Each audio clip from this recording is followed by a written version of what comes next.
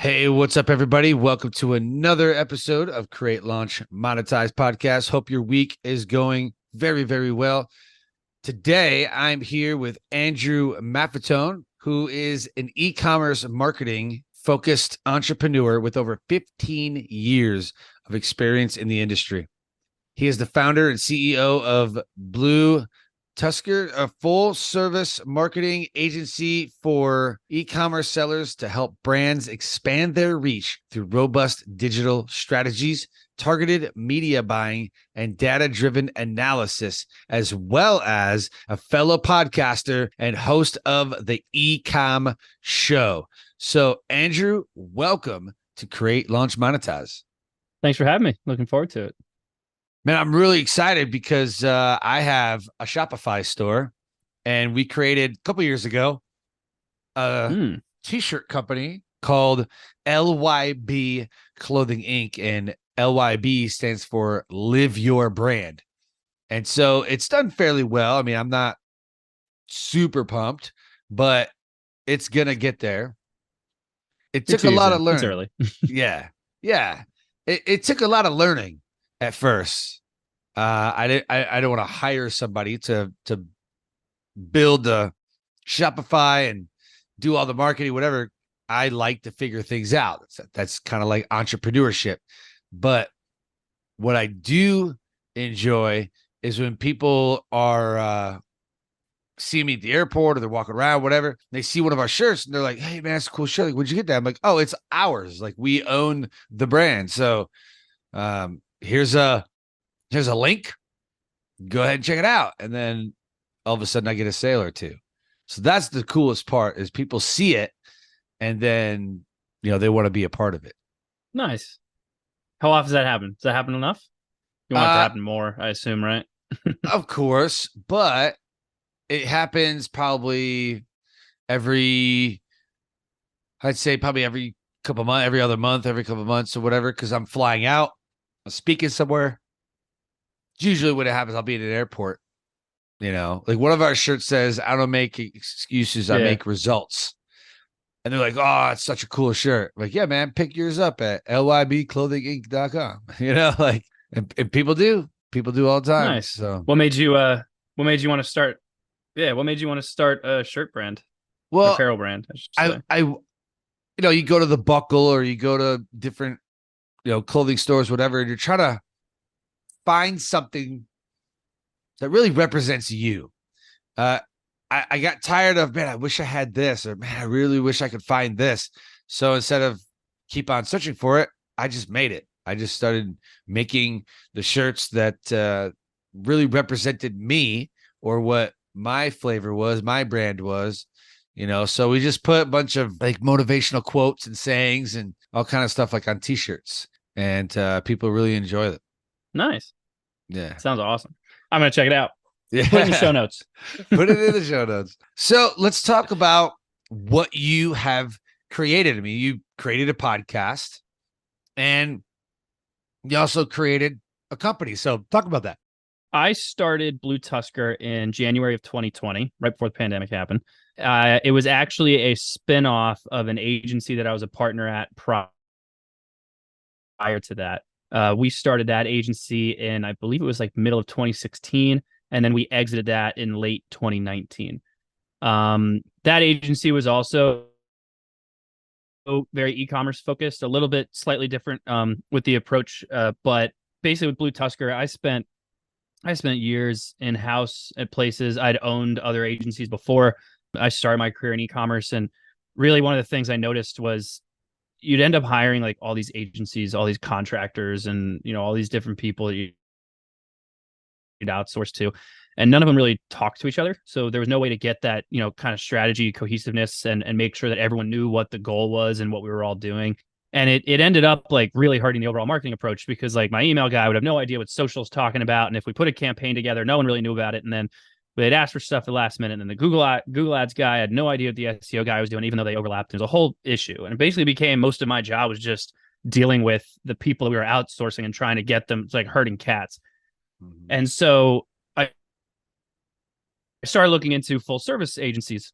I was like, all right, that's got to be a thing, right? I want one person who can oversee the entire thing. Well, pretty much every full service agency I've ever come across is like you basically get like some interns hours and they know a little bit about a lot and that's it. And I was like, okay, that's not going to cut it either because we're 8, 9 figure brands. We're not doing that. So what I realized that was missing in the market, especially in e-commerce, was there's really no one out there that specializes in all aspects of marketing and has it all under one roof. So, basically all of our departments act as almost their own agencies. So I've got a whole team that solely just does paid advertising, some of them specific to Google ads, some Meta, some different marketplaces like Amazon, Walmart, whole team that's solely focused on SEO, social influencer, retention marketing, design, website design, a UX team. Like it's basically as if we brought a bunch of agencies under one roof and our account strategists act as fractional CMOs. So they oversee the entire aspect. And that is more or less what I do. Love that, man. And so was podcasting part of the marketing plan? Yeah, it was. When I started BlueTuskr, it was. So I started my first podcast at the last agency I was at, and I started to like see, what's the purpose of having a podcast? And it was right when podcasts started really becoming a thing. And at the time, what I really wanted to do was develop us as like a thought leader and kind of put us at, the top of the map for anyone who wanted to know stuff about e-commerce. And we were pretty heavy in Amazon, so a lot on the Amazon side. The podcast started doing pretty well. Definitely got a lot of people interested because we were only one of a handful of podcasts at the time. But then we exited. And so like that was it. That was done with the podcast. And so when I started BlueTuskr, I was like, I knew I wanted to start up another podcast. And for the main reason, right? Like trying to become a thought leader and become like the person you go to for the space and, learning from the podcast. Well, it was also during the pandemic. So I got cocky and was doing episodes daily and it was exhausting. Now they were like 10, 15-minute episodes, like quick, like, hey, here's what you should do. Try this. Here's some news that went out, like little quick things. And it just got exhausting. And it was like, okay, I can't keep this up anymore. So we pivoted it to the E-comm Show. We just passed our 100th episode in late August. Okay. And what I've realized with that's been interesting is that we, while, trying to become like the thought leader in the space is very interesting. And obviously, from a marketing perspective, that's, why we want to do it. The other thing that we've realized the big benefits is we've ended up working with a bunch of people that were on our show because we'll interview other e-commerce sellers a lot of the time. I'm a big Shark Tank fan, so I've had like 15 of them on the show.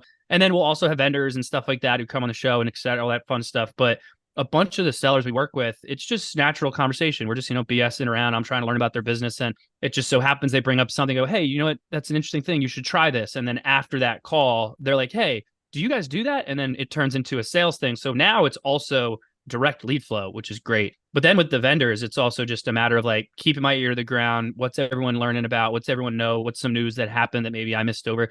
So to me, it's just a great way to really stay in the industry and, be able to just keep those conversations going and making new connections.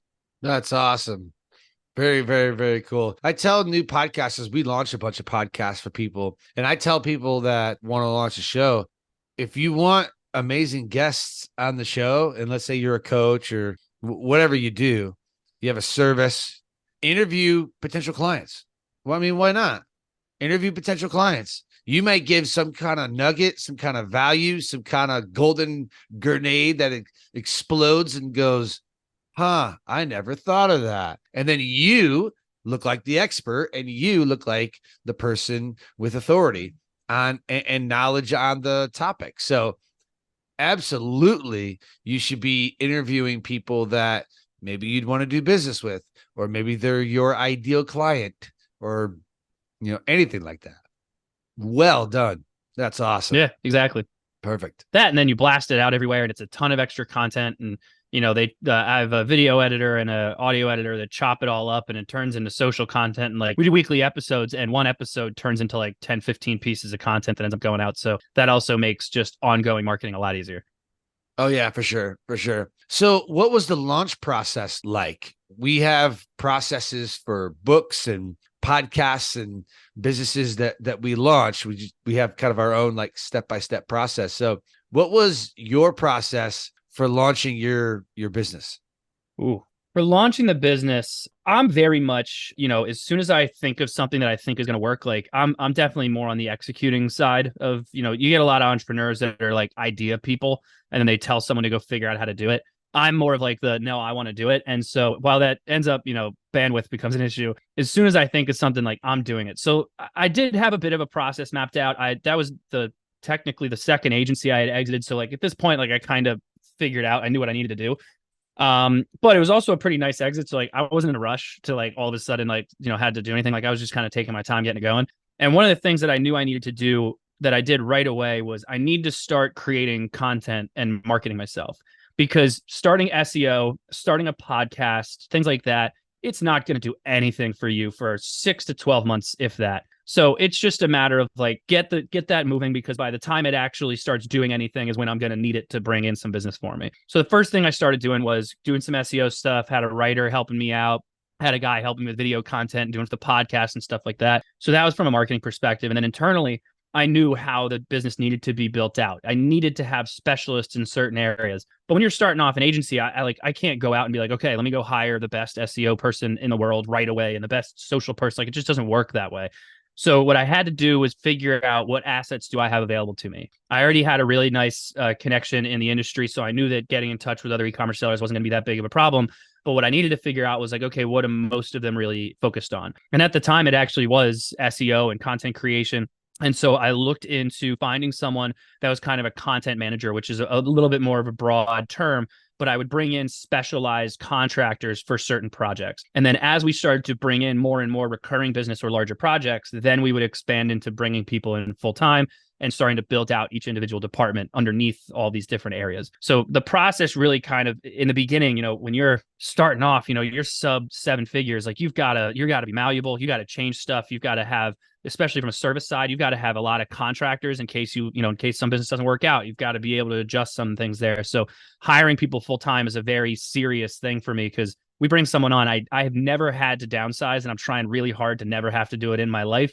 And so that means that I've got to be malleable to make sure we have like real strong processes for hiring contractors and onboarding them and training them and all that fun stuff. Yeah, very, very. Yeah, I can't even imagine. I have a team of people. I mean, they're full time, but they're also based on projects that we do. For let's say we do a book launch, we launch a podcast, we get visibility for someone who wants to be a guest on podcasts. So we're reaching out to other podcasters and other places for that person to speak and get them booked. So it's a bunch of different things. That's my kind of biggest fear, right? Because those people are relying on you. Your team is relying on you to steer the ship the right way. And so you don't have to close your doors and do something else, or this is their livelihood. And it's just an awesome responsibility as an entrepreneur and a business owner. Yeah, I think especially it was interesting, like, the last agency I was a partner, the agency before that I was a partner. And so I always had someone else I was doing it with. This was the first time I was like, no, I'm doing this one all on my own. No one else is owning anything. I've got everything. And, had employees before. The last agency was a little bit smaller than what we are now. And like, it was what it was.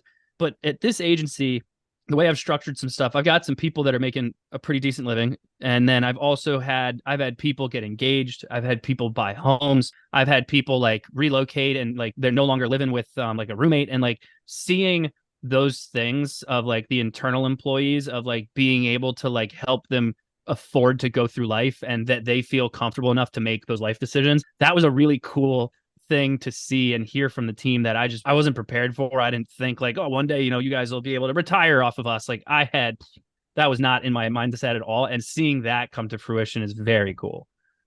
Oh man, that's awesome. Love that.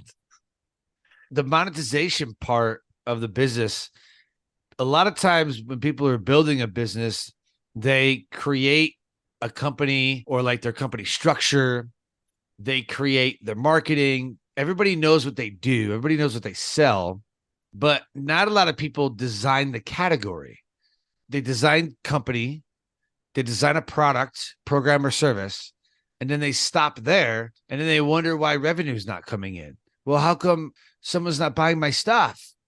So what did you do differently, or what did you do to make sure that the income and the revenue would be steady or could be scaled when it comes to like the e-com place? Because it seems like there's a lot of people in the e-com, especially like Amazon sellers and things like that. So what do you think that you did differently when it came to monetizing?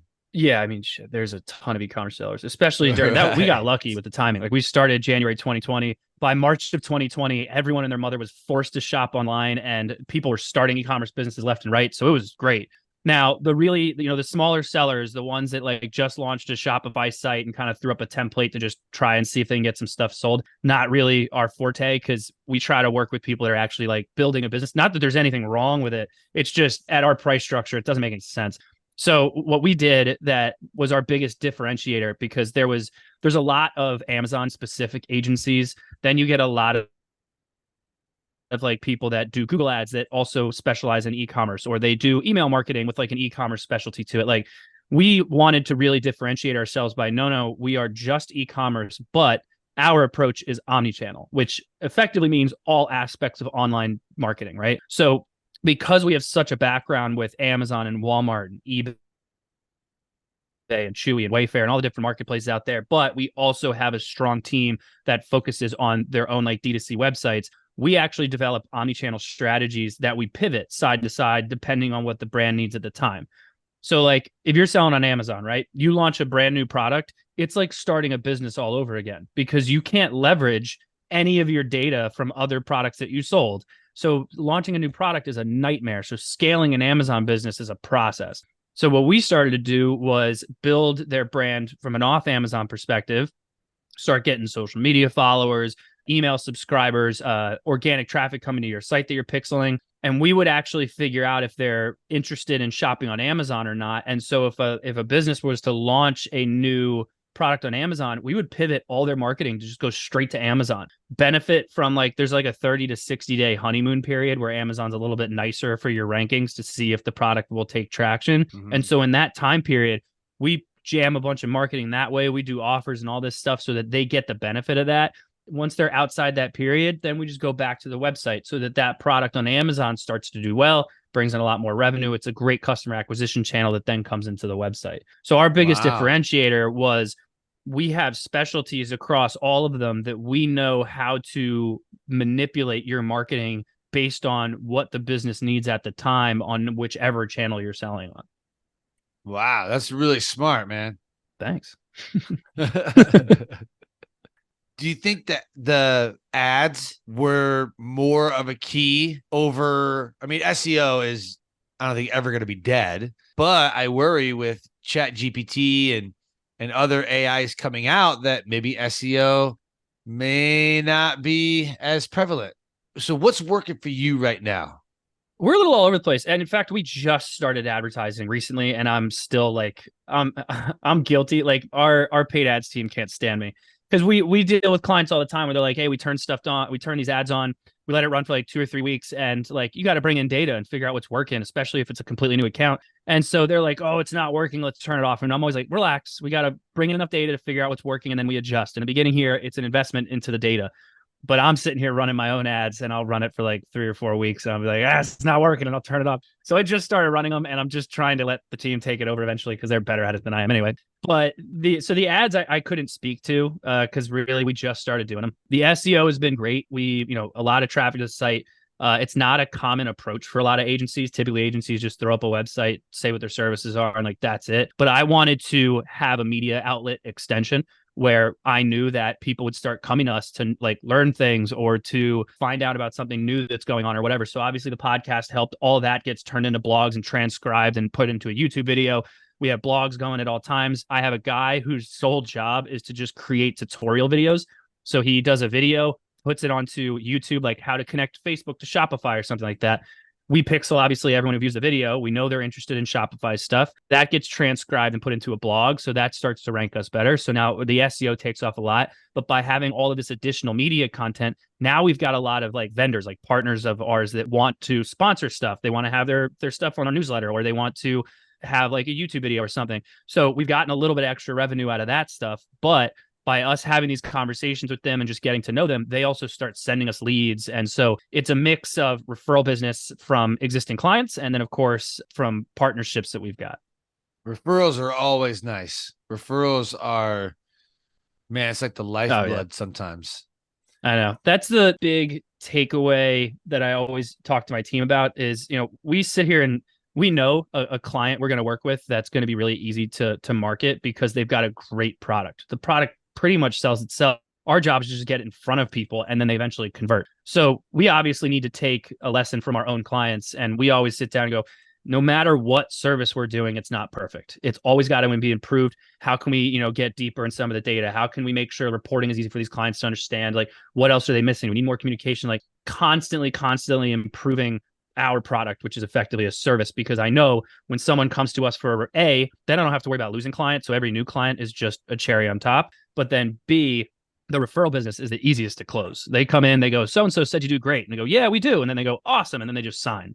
Yeah. Yeah. Yeah. I love that. Moving forward, where do you see your agency going?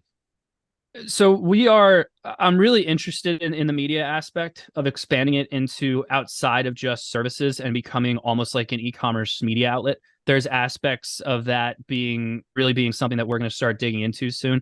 Really, because the one thing that I do miss about being like in an e-commerce brand was like, you wake up and you saw that you had like X sales overnight. I don't wake up and all of a sudden have, a bunch of people that are just like signed agreements. Like I got to go through conversations and do proposals and all that fun stuff. So like that kind of just consistent income I do miss a little bit. So we're exploring options with that from the media side.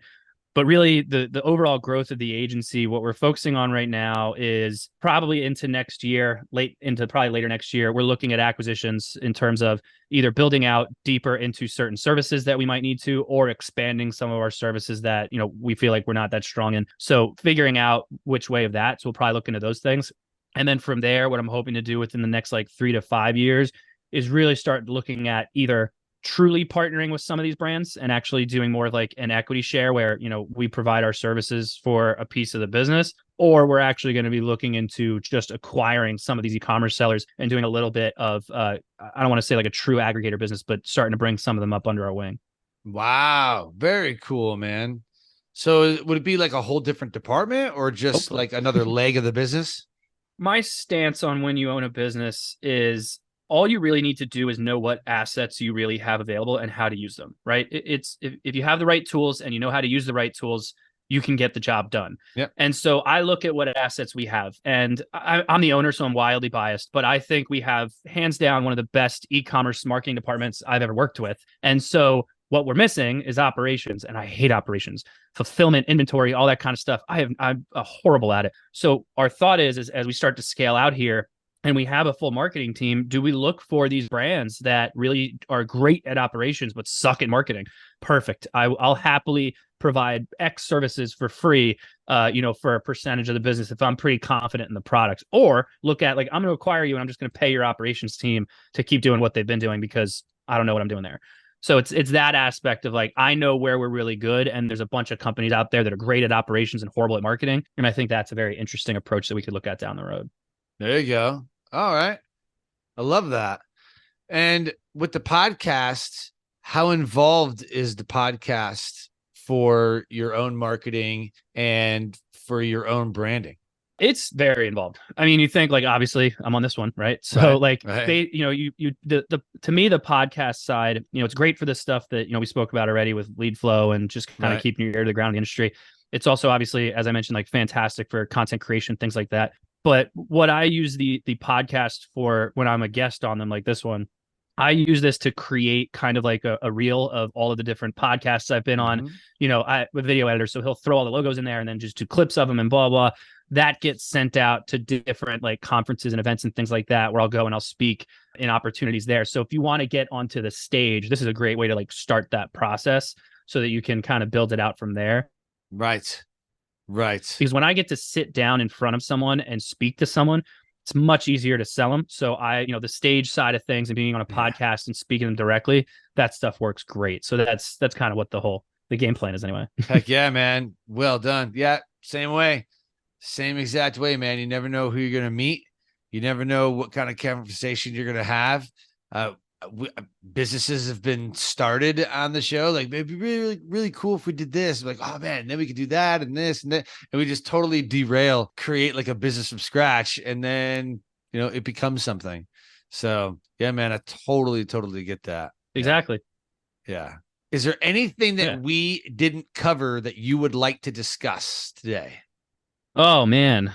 No, not really. I think the only other thing is, so we also do a weekly newsletter, and I took a Oh, are okay. you familiar with like Morning Brew Yeah. at all? Yeah. So we basically took a direct, I love Morning Brew. We took a direct approach that they did, but Yeah. ours is strictly catered to e-commerce. It's only weekly because I don't know how the hell they do daily. But that's another one where it's similar to the podcast of like, it's a great opportunity. I learned stuff on our own newsletter because we'll have writers get it all prepped and the design team will make it look nice. And then, the retention team will get it scheduled out. And then I'll wake up Friday morning and read like, oh shit, I didn't know this happened. So like even that from an additional content standpoint, and that's not branded anything, right? So like our agency is BlueTuskr, but the podcast is the E-comm Show. Right. The newsletter is Click and Conversion, completely separate branding. We've got their own little like kind of offside websites on our own on the BlueTuskr site. So the goal with those is to build them as their own brand without appearing as like some biased agency, because sometimes no one wants to listen to us because there's a shit ton of agencies that do a horrible job. And so it gives agencies a really bad name. And so we're like, okay, let's keep some of the branding separate and leverage that data separately. But I think that that's also like, that's done great for us as well. So I would suggest that one down the line too. Like, yeah, man. Very cool. Well, Andrew, thank you so much for being a guest on the show. And I love what you're doing. It sounds like you found a need or a gap in the marketplace and you filled it. And you're doing very well for yourself. And I know a couple people in my network that will appreciate this episode. They're Amazon sellers, they're e-commerce. I guess they call themselves e-commerce or something like that. They're going to appreciate the value, the knowledge, and hopefully if they hear something that they love, they reach out and get a hold of you for a discovery call. Do it. I'm all over the place, man. All social, website, email me, whatever you want to do. Love it. I'll be there. Absolutely love it. Thank you, man. Yeah. Hey, everybody listening, go subscribe, rate, review the show on your favorite podcast platform. Please support us in what we're doing, because you never know what someone will say on the show that will change your perspective, change your trajectory into the life that you will design. So join us every single week as we talk about what got created, how it was launched, and what they're doing to monetize their passion and purpose. We'll see you next time.